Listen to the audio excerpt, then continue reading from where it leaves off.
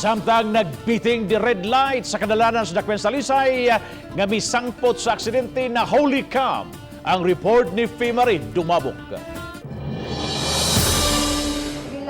Nakuhaan sa Talisay City Command Center kining SUV nga mihunong kay stop signal na sa may Cebu South Coastal Road.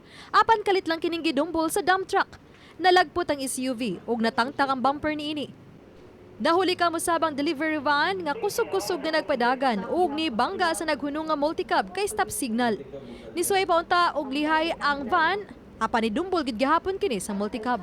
Kining grupo sa mga motorsiklo nga nilabang naunta kay go signal na.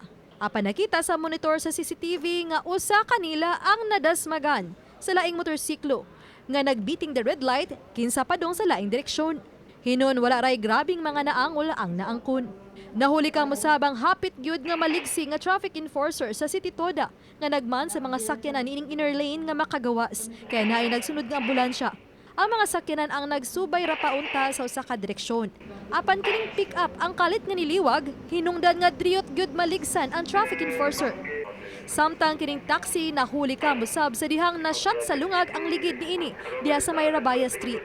Og pipila ka minuto lang kining duha ka motorsiklo usab ang nagkabanggaay. Subay niini ang City of Talisay Traffic Operations Development Authority ang matag karon og unya ang muhimo og random nga pakisusi sa kahimtang sa kadalanan sa Dakbayan. Anda mga inspection lang, nag-check lang sa area, mga projects, ako lang gi-monitor.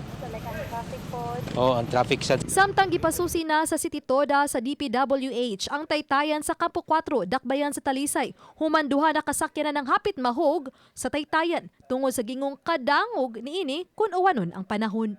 Uban ni John Sulon. Ako si Fimari Dumabok.